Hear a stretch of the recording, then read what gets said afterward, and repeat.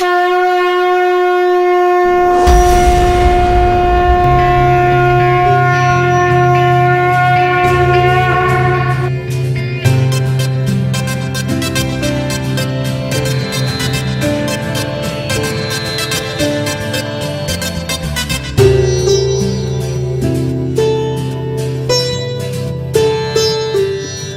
about yourself as a Hindu teacher in the public school system? Have you encountered Hinduphobia or racism, and how have you dealt with it? I think it's helpful to first maybe unpack the term Hinduphobia a little bit, because I think it's a little bit misleading. So I would say the things that I would ascribe to Hinduphobia are the very overt, like you eat monkey brains type of like fear mongering about what Hindus actually do and that our practices are sort of disgusting or repellent, those sorts of stereotypes.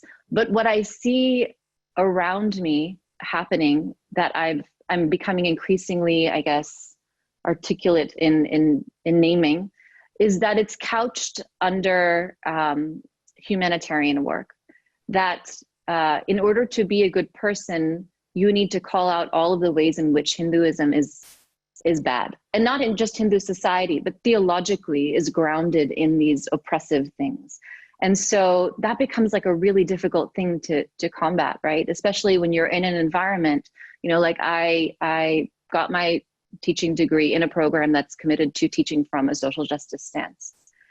And so that becomes really complicated. It also becomes a place where I can have these conversations. They're difficult, but I can have these conversations. I just need to get better at naming it and talking about it. So the ways in which I would say that I encounter it is that, you know, for instance, when I decided to write my dissertation and focus on Indian American teachers, the first question I got from any professor or any peer really that knew a little bit about Indian society was, well, are you going to take up caste? So in that sense, I would say the reduction of all of Hindu society and all of India to caste, and I'm not at all saying that caste is not an issue, but the reduction of the entire conversation to caste is a form of Hinduphobia maybe, or Hindu-misia or anti-Hinduism. It is a colonial lens on caste.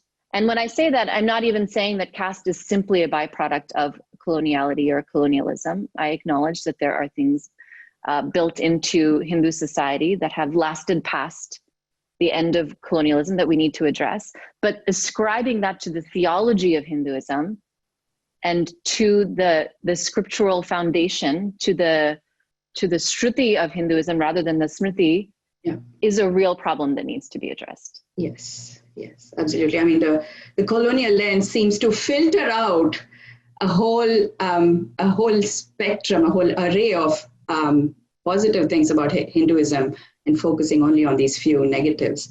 So certainly that's a problem. As we go along, I'm going to try to credit our participants with the questions they asked. This question that I just asked you was submitted by Smita ji.